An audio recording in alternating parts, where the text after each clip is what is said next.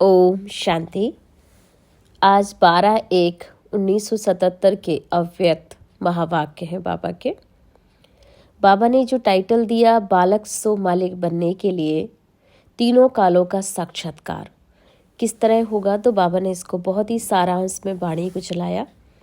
बाबा ने कहा कि बच्चों के तीनों कालों को देखते हुए, जैसे कि भूतकाल देखा, आदिकाल देखा और मध्यकाल, बच्चों के भक्ति के जो संस्कार हैं अभी कहीं ना कहीं जो मध्यकाल के संस्कार वो ज़्यादा बाबा को देखने में आए, तो कहीं ना कहीं किसी भी संस्कार के स्वभाव के अधीन रहते हैं। कहीं बच्चों को मांगने के संस्कार हैं, भगवान से कुछ ना कुछ पुकारते रहते हैं, तो सदा ही संपन्नता से जैसे दूर रहते हैं। तो अभी भी बाबा ने देखा कि अंश और वंश भक्ति का अभी बच्चों में दिख रहा था। कई बच्चों के अंदर एक बाहर दूसरा और कोई अंदर है, तो धोखा देने वाले जैसे भक्ति के संस्कार है ना, तो वो कहीं ना कहीं अंश वंश बच्चों के अंदर अभी भी है। तो बाबा ने कहा वहाँ ज्ञानी तो आत्मा हो नहीं सकता है जो भक्ति के संस्कार वाली आत्मा है। इसलिए भक्ति को ज्ञान कहा जाता है, भक्ति को रात कहा जाता है और ज्ञान को दिन कहा जाता है। तो दोनों इकट्ठे हो नहीं सकते, क्योंकि जब रात होगी तो दिन नहीं हो सकता और दिन होगा तो रात नहीं हो सकती है। तो उसी प्रकार से जहाँ भक्ति है वहाँ पर बाबा ने कहा कि ज्ञान नहीं होगा, और जहाँ ज्ञान है वहाँ भक्ति नहीं होगी। तो ये दोनों चीज़ों के बारे में क्लियर करते हुए बाबा ने कहा कि ज्ञानी तो आत्मा जो होती है वो इच्छा मात्रम अविद्या होती है, सर्व प्राप्ति स्वरूप होती है। जैसे श्री कृष्ण के चित्र में दिखाते हैं, जन्म से ही ताजधारी दिखाया है, मुख में गोल्डन स्पून है, जन्म से ही सर्व प्राप्ति स्वरूप दिखाते हैं। तो इसी प्रकार से बाबा देखना चाहता है कि जो बच्चे बाबा के हैं वो एकदम संपन्नता का अनुभव करें, सदा ही सजे हुए हों, ग्राउंड्स उनके अंदर ऐसा भरा हुआ हो, हर चीज़ से हीरे तुल सोने के समान दुनिया में चलने के संस्कार उन बच्चों को बनाने हैं।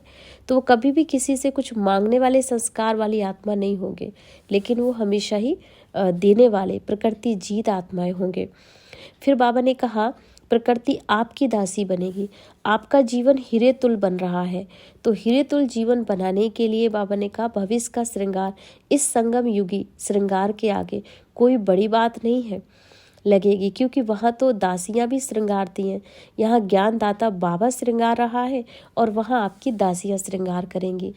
वहाँ सोने व हीरे के झूले में आप झूलेंगे, यहाँ बाप दादा की गोदी में झूलते हो और वहाँ पर आपको दासियाँ झुलाएंगी।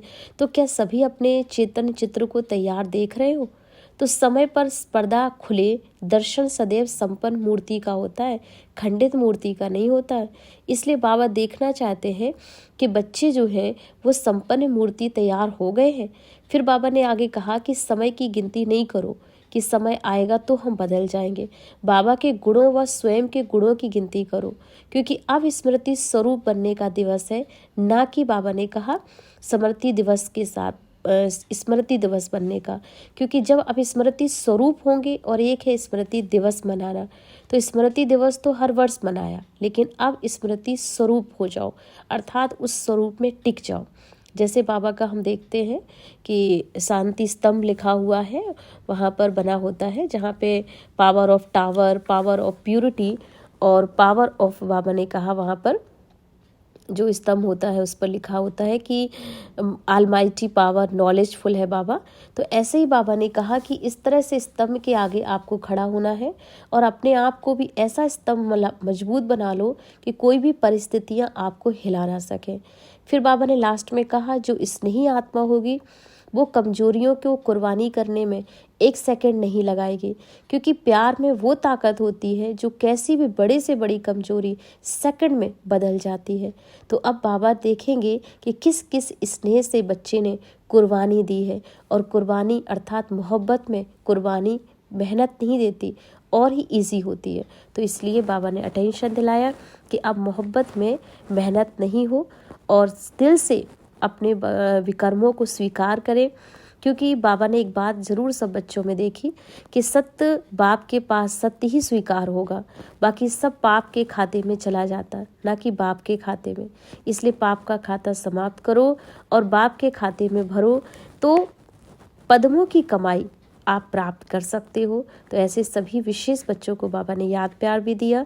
साथ में टीचर्स से भी मुलाकात करते हुए एक बात कही कि टीचर्स का मतलब ही सेवाधारी अर्थात त्याग तपस्या मूर्त होता है।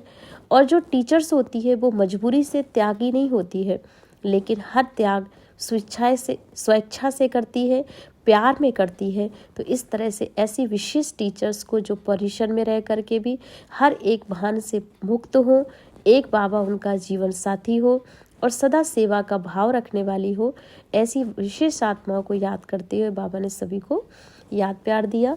हम बच्चों की ओर से भी बाबा को याद प्यार, नमस्ते, शुक्रिया बाबा।